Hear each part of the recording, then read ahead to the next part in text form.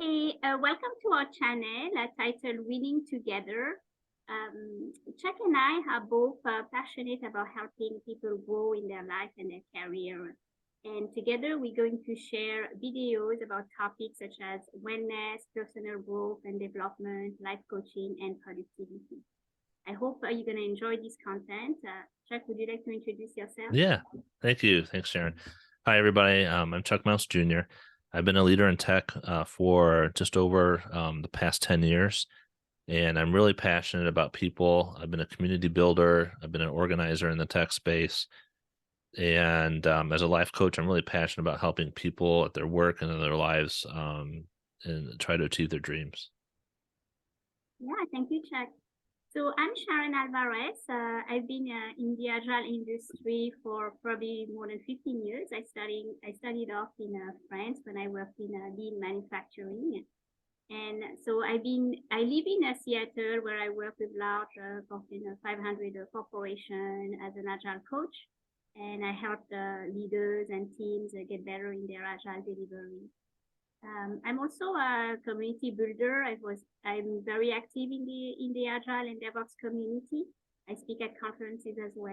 And Chuck, I love helping people grow and develop in their life and their career. So that's really a passion of mine. So today we want to cover a topic that's been on top of mind for a lot of people around us.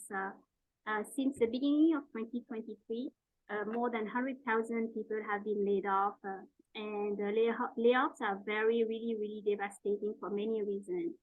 Some of the reasons are we identify ourselves to our job. We're really passionate about what we do every day. We go to the office every day, Monday to Friday, so we spend a lot of time at work. And we definitely identify to our job and to our company. It becomes part of our identity. And in fact, we often say things like, I am an engineer, I am a coach. We don't say I work as an engineer or I work as a coach. And when we are laid off or when we leave a company, it often feels like a breakup because we love our job so much and we spend so much time with the people we love at work. So today we want to share some practices and action we can take to cope with a job loss and things you can do to land back on your feet. The first two things to understand when we're part of a layoff, it's we go through a cycle of emotions and Kubler-Ross, a cycle of grief, is actually a great model to understand what we're going through. So we go through very specific cycle of emotions and grief, and there's 5 phases. The first one is denial, which is a disbelief. So we often ask ourselves, so how could that be? I can't believe it. And we take time to actually digest the information and understand what's happening. And that's a very normal phase. The next one is anger. Of course, we are, frustrated, angry. We don't understand the situation. And it's okay to be angry. For example, I spoke with a colleague of mine, a colleague who was actually a friend who was part of the layoff recently. And when I met with her after the layoff, she told me that she spent nearly a week in a very angry state. Actually, she was really angry about what had happened. And that's absolutely normal. That's absolutely natural. So the next phase, in the cycle of emotion is bargaining. So we often think of if only I had done something, what wrong did I do? I could have done better. So we question actually what we've done at work that led to those to being laid off actually. But and sometimes we also develop imposter syndrome, like I wasn't good enough, I could have been better, it's something that I could have done to lead to a different outcome. And but we encourage you to think and feel that this is not your fault. The layoffs are absolutely not your fault. It's not a reflection on anyone's performance. It's easy to think that way, but it's not. And the massive layoffs are really only due at restructuration and reorganization. Absolutely not. It's not absolutely not a reflection on your performance. Another stage is the depression, which is lived by an acute sadness. So we have a common feeling of sadness, we feel ashamed, and we even tend to isolate ourselves. And then finally, the acceptance. So during the acceptance, it doesn't mean that we are okay with what happened, but we are actually we getting to accepting what our new reality.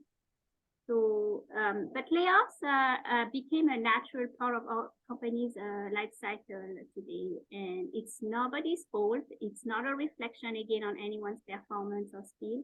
It can happen to anyone around us, and there's nothing to be ashamed or embarrassed about. So, Chuck, what are the first few things we can do to land back on our feet?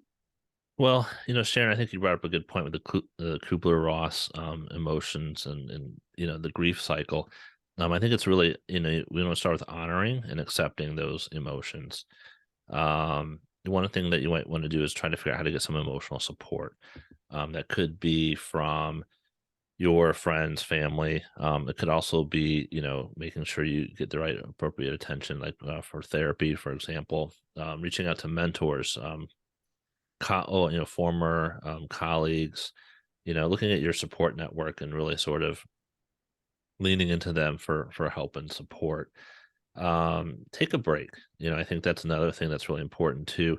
Take time to really focus on yourself and be mindful. And there's so many ways that you can be mindful. Mindfulness is a state of mind. A lot of times when people think of mindfulness, they think of meditation, which is a fantastic correlation. Meditation is just one practice to be mindful. There's so many other things that people can do. People can journal. People can go take a walk.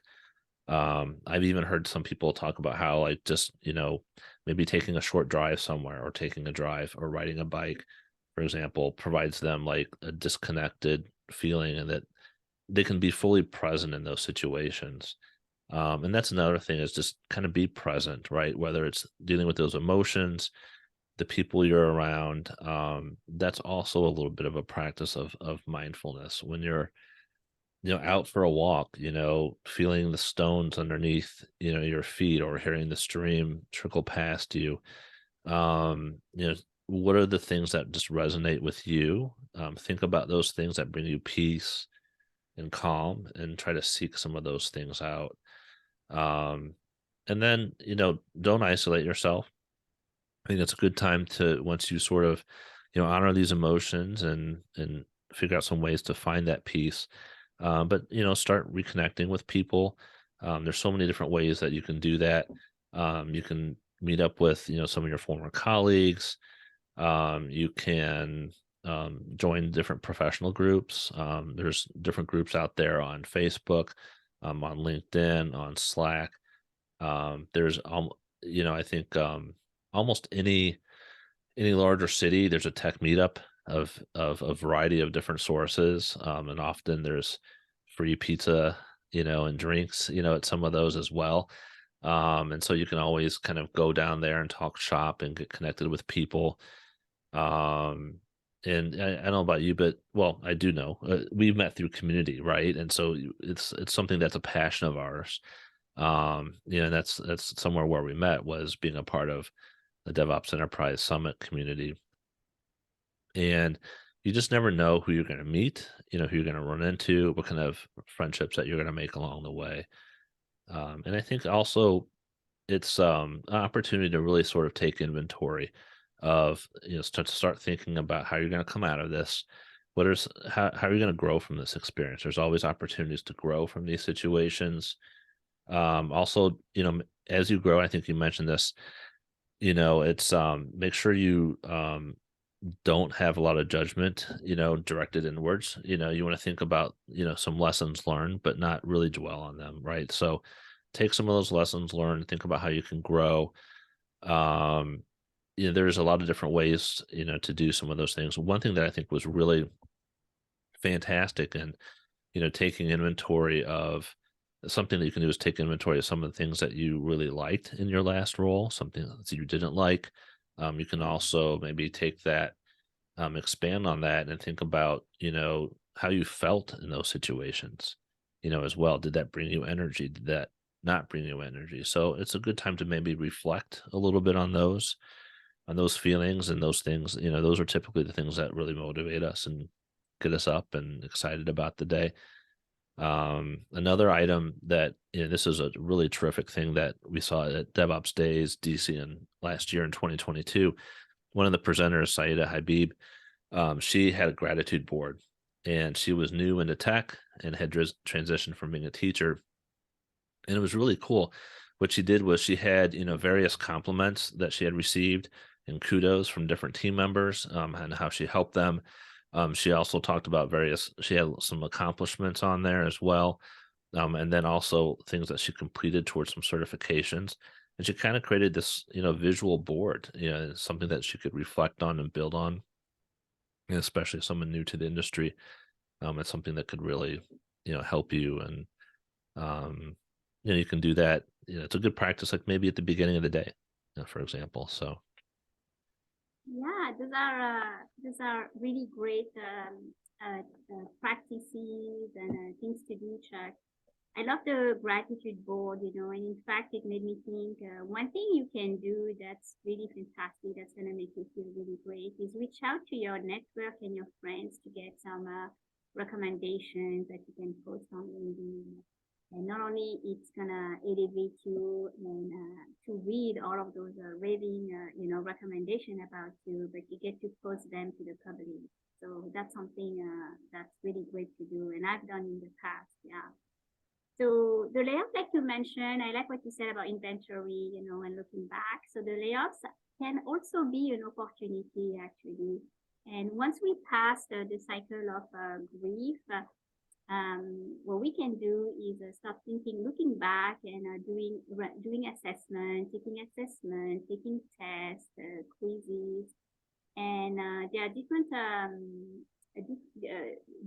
things we can do. So something that we really encourage you to do is think about your career trajectory and think about where you are and where you want to go. So is the work you want to do, we were doing the same as you want to do in the future? Are you thinking about pivoting your career? Do you have skills, interests that you want to deep dive into? And to do that, you can do those assessments, actually. So there's, for example, personality tests, career assessment, with the goal of better understanding yourself, your career goals, but also your skills. There's one, for example, Chuck mentioned this one to me. It's the VIE Character Strength. It's free online. The Strength Finders, of course, by Gallup. It's a really good one and reasonably priced.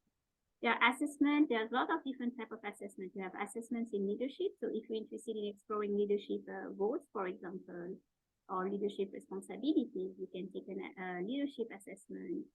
And there are assessments on value and growth opportunities as well. And what's important, oftentimes I know that we take those assessments and we put them in our drawer and we hardly look at them, right? I've taken a lot of assessments, but I read it once and then I forget about it. So what we encourage you to do is actually look at the results and connect with your friends, connect with your network, and connect with your ex-colleagues, right? Ask them to review the result of the assessment together, go for coffee, look at the assessment, and ask questions such as, what do you think about the result? And also look at the opportunities, look at what surprises you in the result of the assessment, and what are the opportunities, and talk about it. Don't do those assessments in silo, in isolation, but talk about those. It's really important. And then one thing that can be of great value is actually reviewing. And if you haven't done that exercise, identifying your career values, especially actually whether you are looking for a new career role, a new direction, or even if you want to stay in your current role, it's a great thing to do, reviewing your career values, because it can help you better target the next companies you want to apply to. So career value workshop is something that allows you to identify what are the top career values that are important for you. And you'll be surprised when you have conversation during those workshops or assessment. You'll be really surprised to see that, in fact, maybe you thought you had some career values, but today they are different. And then it also allows you to prioritize them to better understand which one is more important than the other. It's a great exercise that will help you better choose your career direction, your role, but also the type of companies you want to work at. And Chuck, I think you have a lot of great experience with developing your personal statement. You want to tell us a little bit? Yeah. No, I think that's you were talking about the values, and I think that's really important. And one of the things I found very valuable over the past few years, and it's been a couple of years now, but as I was kind of going through the process of getting out there, building my network and interviewing and so forth, I found it really valuable to be able to articulate who I am, right? And sort of take a step back, do some of the things that we've talked about, learn about yourself, and kind of, try to create that statement that really lets people know, who you are and what you believe in. And Simon Sinek does a lot of great work on how to build your why, building your personal why statement. And it's adding some depth, to just, a blanket general statement of saying like, and a good example is that he gave in one talk as he was talking about a business that sold donuts, and so you could put a sign out in front and just say, we sell donuts. We have, 45 different flavors. They're delicious. But, the next door, they could have a sign that says, well, we sell donuts, but we believe in sustainability and giving extra donuts out to, people who are needy for food. And, our bakers are craftsmen and come in and, are very thoughtfully, doing these, baking the donuts, every morning. And so they add more context, for people. And I think that's, really important. I mean, I can share my personal why statement is to help people see, the strengths that they have within themselves to be the best version of themselves that makes them feel supported, fulfilled, and engaged as they achieve their dreams. And so, that's something I took some time to craft and put together. But you could almost use that as an elevator pitch too, right? If you run into someone and just tell them kind of who you are. And so that's something that's been a very valuable exercise to help, build on those, assessments, take a look at those values and be able to articulate something, pretty quickly to someone. Lovely. Yeah. So the next thing you can do once you've done those assessment and you have greater clarity on where you want to go, maybe the next step is to take some training. And if you don't take those assessments, if you don't do that work, on you, you may take trainings and you may spend time developing yourself in areas where you're not fully passionate about. And that's the reason why we highly encourage you to do some assessment and do that work, that retrospective work on yourself. But then you can actually better align your growth plan on your values, on your why. So you can take online courses, YouTube courses. They are really free and they're fantastic videos and courses. I watch YouTube on a regular basis. There's course on LinkedIn. There's a ton of amazing content online. And then you can also work on developing, based on your assessment and your values and your why, you can start building your personal brand. There's also a lot of content out there on how to build your personal brand. And that will help you, how you can grow, refine, and improve your personal brand. And you can look at your LinkedIn profile, for example, make some tweaks based on, where you want to go, and then also contribute on LinkedIn to build a network around you. So all of those steps actually will help you change your mindset and be in a better state of mind to start looking for the next job, the next phase of your life. So voila, I hope you really like those practices, those tips. Hope that you will consider doing those. Chuck and I, we're here to help you if you need any help, if you have any questions. But in conclusion, we want to reiterate that layoffs are really, really hard. They are devastating, but you're not alone. And the negative emotion won't last forever, and you will find great opportunities. It's but now it's time, like Chuck, why don't I let you say that? It's time to focus on you It now. is. Yeah, no, it really is. It's time to be selfish, right? You have the right to be selfish now. These are difficult times to go through.